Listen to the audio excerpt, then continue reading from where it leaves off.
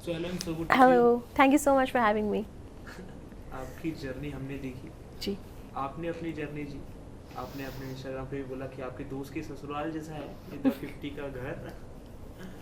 बहुत बहुत मतलब कैप्टिव पहली बार किया था मैंने, हाँ। तो मुझे भी नहीं पता था, समझ नहीं आ रहा था कैसे होता होगा। बट टफ़ होता है, काफ़ी टफ़ होता है। मतलब इन जनरल लोगों से कट ऑफ होके अपने कंफर्ट जोन से निकल के स्ट्रेंजर्स के साथ रहना। घर में घर में जाते समय आपने कहा कि शो सबसे हटके है, सबसे अलग है, सबसे यूनिक है, मुझे सपोर्ट कीजिए। घर से बाहर जैसे ही आप आई आपने कहा कि अंदर सब पागल है। मुझे नहीं समझ रहा भाई, सब पागल है, क्यों ऐसा? क्योंकि मुझे सच में लगा था कि रियलिटी शो की जो स्टार्स हैं, जो लोग करते हैं, वो अलग होते होंगे। एटलीस्ट उनके ना मोमेंट्स होते होंगे दिन में जहाँ पे वो लोग वो नहीं है जो वो स्क्रीन पे है। लेकिन ऐसा कुछ भी नहीं है, ये सारे लोग एग्जैक्टली वही है जो आपको स्क्रीन पे दिखता है। एक आर्ट है एंटरटेन करना, और मुझे लगता है बहुत एंटरटेनिंग पर्सनैलिटीज़ ही ऐसे टॉप पे जाती है और शोज़ जीतती है। तो I think they are truly masters of what they do, honestly. बिल्कुल। निकलने के बाद आपके मुंह से काफ़ी बार सुना, एक दो बार नहीं, काफ़ी बार सुना गया कि ये शो स्क्रिप्टेड नहीं है। नहीं। ये काफ़ी ज़्यादा टफ होता है, स्क्रिप्टेड नहीं है। ये हाईलाइट करके आपने बोला, क्यों ऐसा?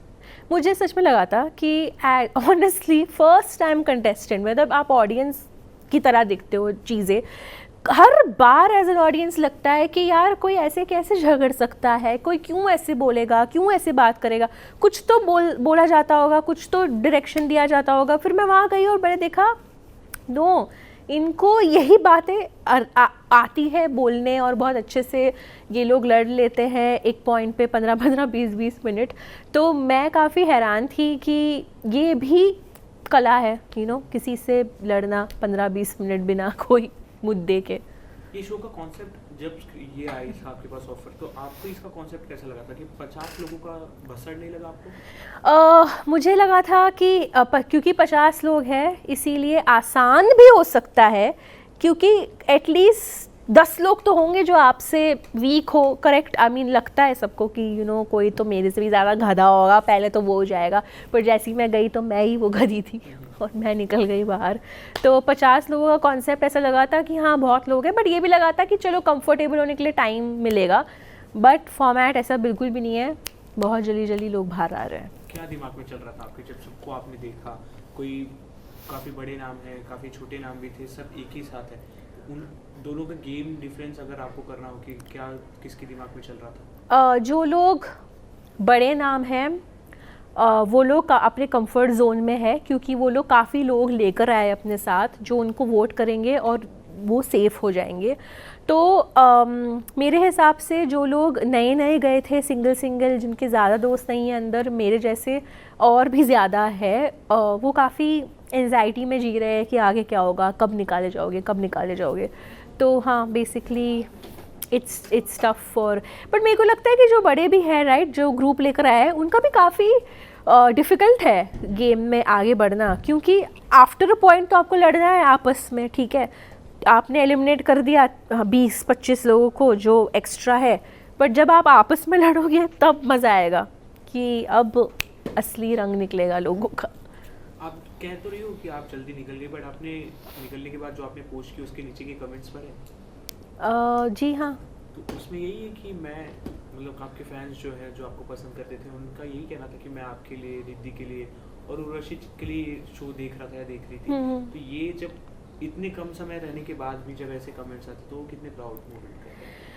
मोमेंट तो है, मतलब कि क्योंकि देखो मेरी जो स्टैंड अप ऑडियंस है वो मुझे देखती है इंटरनेट पे, बट उनको जब पता चला कि मैं जा रही हूँ शो पे, तो ऑफ कोर्स कुछ लोगों ने तो देखा था मेरे लिए। बट यार honest to god, TV audience बहुत वाइड है, बहुत ज़्यादा है। हर इंटरनेट का बंदा इसीलिए टीवी पे आता है कि वो चाहता है या चाहती है कि कुछ टीवी ऑडियंस, जो इतना बड़ा पूल है टीवी का, उसमें से कुछ लोग वो लेके जाए और उनका कहीं ना कहीं फ़ायदा हो। तो it is just that you do TV because you are like, there are so many people, there are just so many, and you realize that oh god, the whole of India is like watching. This is national television, these shows are like really big shows, the 50, Big Boss, all of these shows. तो मैं basically आपको ये कहने की कोशिश कर रही हूँ कि बहुत ऑडियंस है और बहुत अपॉर्चुनिटी है लाइमलाइट और आई बॉल्स ग्रैब करने की, लेकिन आसान नहीं है बहुत। मतलब अगर आपकी ऑडियंस टीवी पे बनी है इसका मतलब आपने बहुत मेहनत करके बनाई है। इजी नहीं होता है इतना मतलब आसानी से फैंस पाना। स्टार्टिंग के जो 2 से 3 एपिसोड थे जो एल्विश के नाम पर चले, एल्विस के नाम होने के बाद भी जो कंटेंट वो ले गया, तो उसके ऊपर आपका क्या कहना है? और आप घर में भी थी, उतना कंटेंट आपने नहीं लिया। अरे इट्स टफ। एक तो also the reason why Elvish took the मतलब लाइमलाइट इज़ बिकॉज उनका भी काम है ना काफ़ी ज़्यादा। ऐसा तो नहीं है कि he is an unknown person. Elvish Yadav is a big name और उन्होंने काफ़ी मेहनत की है इंटरनेट पे और ख़ुद भी काफ़ी रियलिटी शोज़ किए। उनके फैंस है, उनके दोस्त है शो में, तो अगर उनके दोस्त शो में होंगे तो उनका नाम तो आएगा ही, बिकॉज लोग एक दूसरे की दुश्मनियाँ निकाल रहे हैं, एक दूसरे को पोक कर रहे हैं, तो ऑफ कोर्स उनका नाम आया और लोगों ने डिस्कस किया। और जो एल्विश यादव और उनके दोस्तों के फैंस हैं जो अंदर लवकेश है और भी बहुत सारे लोग हैं, वो लोग चाहते हैं कि उनका नाम वो सुने और देखे कि क्या हो रहा है क्या नहीं। So it's very interesting for their fans ये सारी चीज़ें। ये चीज़ आपको कहीं ना कहीं कितनी अनफेयर लगती है कि आप जैसे लोग, आप मनीषा रानी, ऐसे काफ़ी लोग जो है सिंगल खेल रहे हैं और जो डुओ में आए हैं जैसे प्रिंस नरूला अपनी वाइफ के साथ, मोनालिसा अपनी वाइफ के साथ, निकी तंबोली अरबाज के साथ, इन लोगों को एक दूसरे का सपोर्ट है, और जो सिंगल खेल रहे हैं वो सोलो खेल रहे हैं, तो ये कितना अनफेयर है और कितना फेयर है? What do you think? देखो मुझे ना ऐसा लगता है कि शो में जाने से पहले मुझे नहीं लगा था कि इतना अनफेयर होगा, बट काफ़ी अनफेयर लगा स्टार्ट में। But you know what, show अब जब एंड होने में आएगा तब तो इनको आपस में निकालना पड़ेगा। तब नॉमिनेटिंग आपको खुद का दोस्त नॉमिनेट करना पड़ेगा, राइट? क्योंकि शो एक बंदा जीत सकता है तो 2 लोग नहीं जीत सकते। तो अगर आप अपना पति लेकर आए हो या अपना बॉयफ्रेंड गर्लफ्रेंड लेकर आए हो तो एंड में आपको एलिमिनेट करना पड़ेगा उन्हें, and I think that is going to be tough. तो वो अनफेयर तब लगेगा उन लोगों को। तो आई एम वेटिंग कि कब ये ग्रुप आपस में लड़े। मैं बस ये इनको आपस में लड़ता हुआ देखना चाहती हूँ। As a stand up person आपने काफ़ी लोगों को पहले से भी जाना है, काफ़ी लोगों की चर्चा भी आप लोगों ने की होगी, तो घर में ऐसा कोई था जिसे आप पहले से जानती थी और उनका गेम प्लान, उनका रहने का ढंग देख के ऐसा आपको लगा शौक कि अरे ये बंदा ऐसा हो सकता है, ऐसा कर सकता है?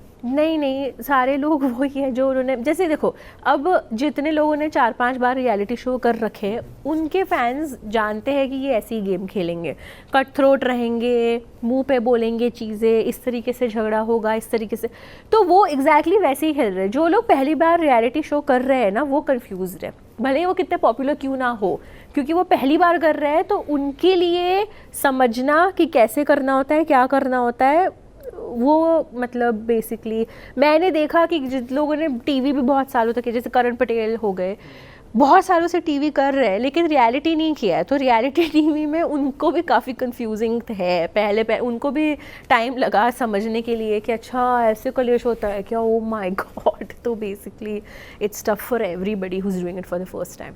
प्रिंस नरूला का एक स्टेटमेंट के बारे में बात करना है, जिस तरीके से उन्होंने बोला उस समय रिद्धि डोगरा वो भी वहाँ मौजूद थी, उन्होंने यही कहा क्रिएटर्स पे, इन्फ्लुएंसर पे जब से लोग इंडस्ट्री में आए, ये इंडस्ट्री काफ़ी ख़राब हो गई है। 1-1.5 साल आए हुए हैं और काफ़ी नाम बन गया और काफ़ी जल्दी फेम मिलने की वजह से सारी चीज़ें बिगड़ती जा रही है। प्रिंस जी का ये स्टेटमेंट मुझे बिल्कुल अच्छा नहीं लगा, क्योंकि मैं आपको एक बात बताऊँ, आपने एक रास्ता चुना, ठीक है, पॉपुलैरिटी के लिए, एक दूसरे इंसान ने दूसरा रास्ता चुना पॉपुलैरिटी के लिए। खुद पावर अपने फ़ोन, लोगों ने इंटरनेट पे जो फ़ैन फॉलोइंग अपनी बनाई है, उनका कोई गॉडफादर नहीं है, उनके सर पे किसी का हाथ नहीं है, वो खुद अपने टैलेंट से इतना आ गया है। सारे के सारे लोग, फिर वो इन्फ्लुएंसर हो या यूट्यूबर्स हो, जो भी हो, they have made them selves from zero. तो ऐसे कहना कि तुम कौन हो, तुम 12 सेकंड ही तो काम कर सकते हो कैमरा के सामने, भाई 12 सेकंड काम करके आज वहीं पे है जहां आप हो, उसी शो में है जहां आप हो। तो रिस्पेक्ट की बात होती है, मतलब हर कोई एक दूसरे को रिस्पेक्ट करे तो अच्छा लगेगा, और नहीं तो फिर क्या कर सकते, क्या बोल सकते हैं।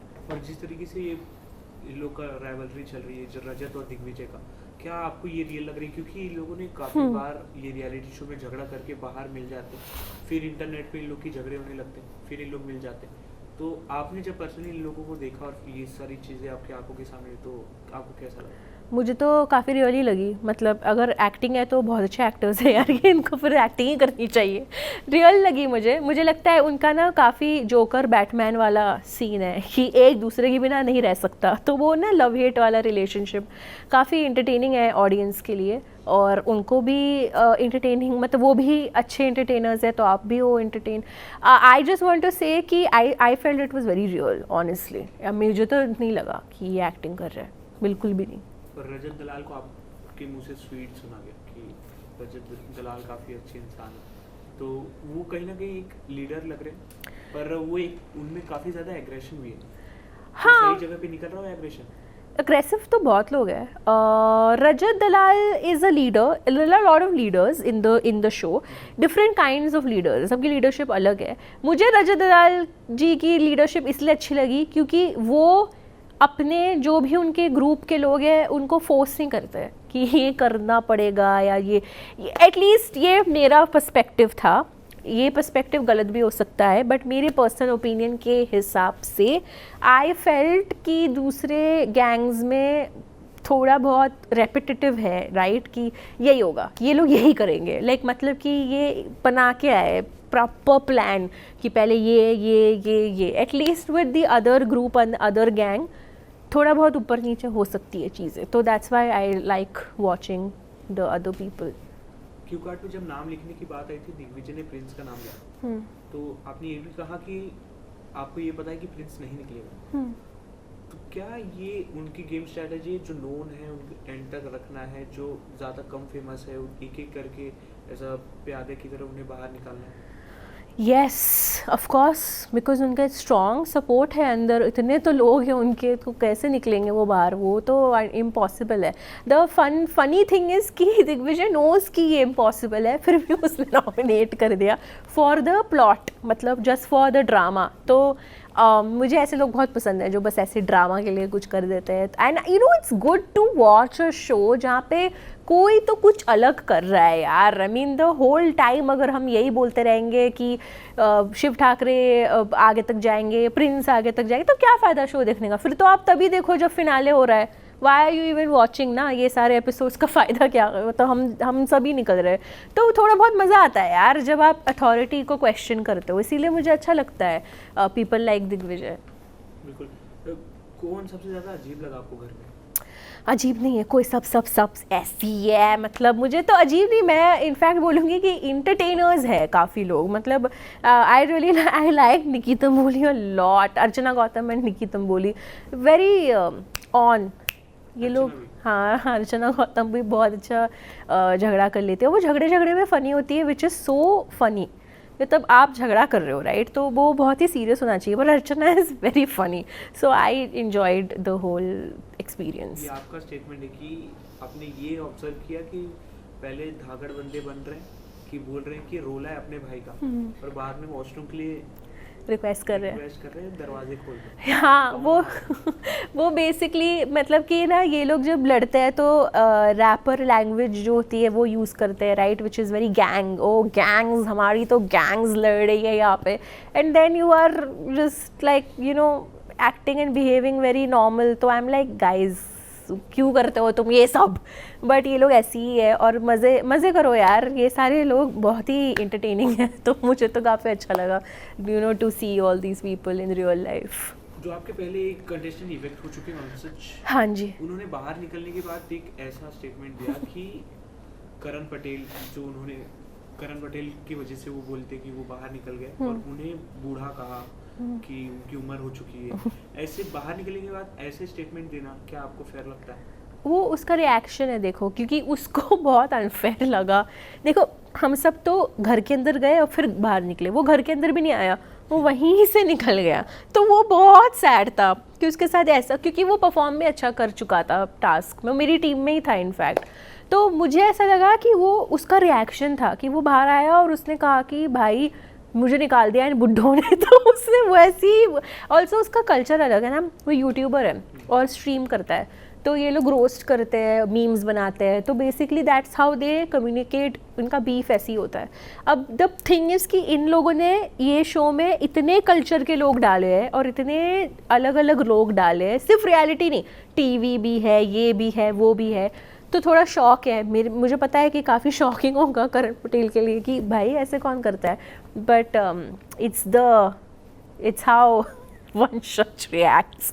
But I feel he has a right to react यार। I mean अब वो क्या करे, बेचारे को निकाल दिया तो react तो करेगा। बाहर आने के बाद किसी से बात हुई आपकी क्लोज दोस्त से? वंशज से ही हुई मेरी बात। मैंने कहा वाओ। तब भी उन्होंने कहा मुद्दे में निकाला। वंशज को मैंने कहा, वंशज को मुझे पहले ही कहना था क्योंकि लाइक आई सेड वो मेरी टीम में भी था और उसने काफ़ी अच्छा परफॉर्म किया था मेरी टीम में। इट वाज सिद्धार्थ, मी, वंशज and Urvashi Dholakia and he was so good. और वो और अदनान भी थे, काफ़ी अच्छा परफॉर्म किया। तो मुझे बाहर आके ये भी बोलना था कि इट वॉज़ वेरी अनफेयर, उसको नहीं निकलना चाहिए था। तो मैंने बस उसको वही कहा था कि भाई I hope you are fine, बहुत अच्छे बीम्स बहुत फ़नी डाल रहा है तू एंड या इट वाज अनफेयर कि तू निकल गया पहले। प्रणीत भी आपके दोस्त हैं, उन्होंने भी बिग बॉस जैसे रियलिटी शो का यस तो उनसे कुछ सपोर्ट मिला आपको, कुछ बातचीत हुई? मैंने उनसे बात की थी जाने से पहले क्योंकि मेरे को जानना था कि कैसे होता है and he told me very upfront, he was very honest and upfront. He said कि देखो इंट्रोवर्ट्स के लिए काफ़ी डिफ़िकल्ट होता है क्योंकि ओपन अप करना होता ही है, आप अपने कंफर्ट जोन में नहीं रह सकते, क्योंकि अगर आप कंफर्ट जोन में रहोगे तो वो आप शो अप नहीं करोगे। तो उसने मुझे ये कहा था कि जितना जल्दी आप ओपन अप करो, जितना जल्दी be yourself and talk to people.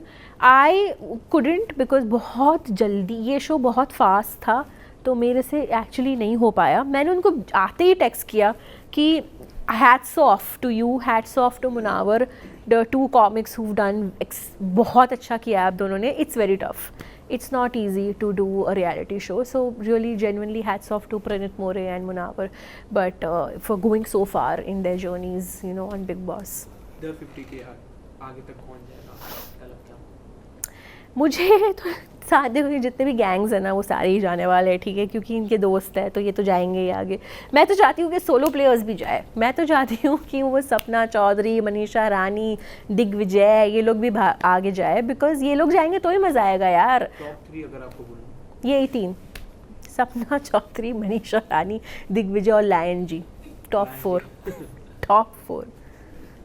जब आप निकल रही थी तो रिद्धि डोगरा ने आपके बारे में कुछ कहा, आपने वो सुना? यस तो वो चाहती थी कि आप रहें, आप उनकी तरफ से आपके लिए सपोर्ट था। हाँ, तो उनके बारे में अगर कुछ कहना हो? She is very sweet, she is a very nice person. मुझे काफ़ी अच्छा लगा जब उन्होंने कहा कि शी इज़ वेरी टैलेंटेड, तो मुझे लगा चलो एटलीस्ट किसी को तो मैं टैलेंटेड लगी, क्योंकि बाकी सिंपल लोगों के लिए इस घर में जगह नहीं है। मुझे देखो इट्स वेरी ट्रू, एक तो simple plus somebody who is an introvert, इतना टाइम ही नहीं है for you to open up and more than simple it's about कि भाई दोस्ती नहीं है मेरे तो मैं कैसे रह सकती हूँ अंदर यार, मतलब मेरे जैसे पर्सनालिटी के लोग हैं अंदर बट उनके दोस्त है तो वो अंदर रह सकते हैं। बिल्कुल। कुछ कंटेस्टेंट्स और उनके नाम के बाद आपको क्या दिमाग में आता है? Prince Narula ji, Roadies gang leader, Shiv Thakare Shiv Thakre leader. He's a good leader. I liked Shiv Thakre a lot. Monalisa. Very sweet. Sapna Chaudhary. Lone warrior. Divya Agrawal. Competitive. Adnan Sheikh. Good friend. He's a very good friend. Mr. Faizu. Mr. 007. मुझे mister Faisu को देख के लगा था कि शायद कुछ मतलब हमारी बॉन्डिंग हो सकती है, बट आई थिंक वो उनका भी गेम प्लान काफ़ी सॉर्टेड है, उन्होंने भी प्लान करके ही आए। I like talking to Adnan in fact and Faiz Baloch, but not so much mister Faisu. So क्यों कनेक्शन नहीं हो पाया? आपने ट्राई नहीं किया कि उन्होंने ट्राई नहीं किया? ऐसा नहीं है कि मैं मतलब वो बहुत बिजी थे इन द सेंस कि बिकॉज जो लोग लीडर्स है ना अंदर वो काफ़ी बिजी है इन प्लानिंग एंड प्लॉटिंग, उनके पास टाइम नहीं है to talk to people. Yuvika Chaudhary very sweet, I really liked her, she is very sweet, very genuine. Manisha Rani she truly is a queen. Khanzaadi Khanzaadi is badass, she really is. आप अगर कहीं पे भी बैठे हो आपको खानज़ादी की आवाज़ आएगी कहीं पे भी। Digvijay. Oh trouble maker best. जी बोलिए। Chahat is sweet, she very sweet. Rajat ji machine. Hamid is an underdog but he is ऐसे उन्होंने खुद अपने आप को अंडरडॉग बुलाया इसलिए मैं कह रही हूँ, वैसे तो अंडरडॉग नहीं है वो। कैसे अंडरडॉग हो जो टॉप 5 में हो भाई, ऐसे मैं हूँ अंडरडॉग सबसे पहले तो, बट हाँ अंडरडॉग।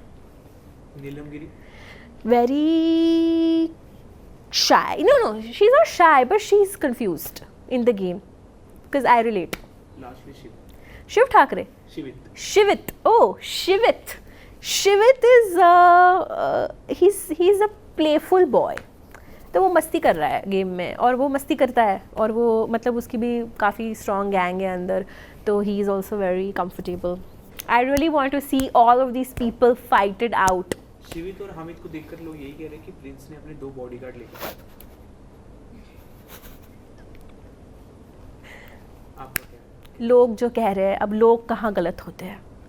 आप भी मानते हैं इस चीज़ को? लोग जो कह रहे हैं लोग सही कह रहे हैं. मुझे ऐसा लगता है कि हामिद तो देखो, हामिद सच में अंडरडॉग है. शिवित बहुत अटैच्ड है प्रिंस से इमोशनली. वो फेक नहीं है, वो सच में जेन्युइनली बहुत अटैच. लाइक वो लिटरली खड़े हो जाता है. भाई युविका जी से पहले शिवित पहुंच जाता है कहीं पे भी.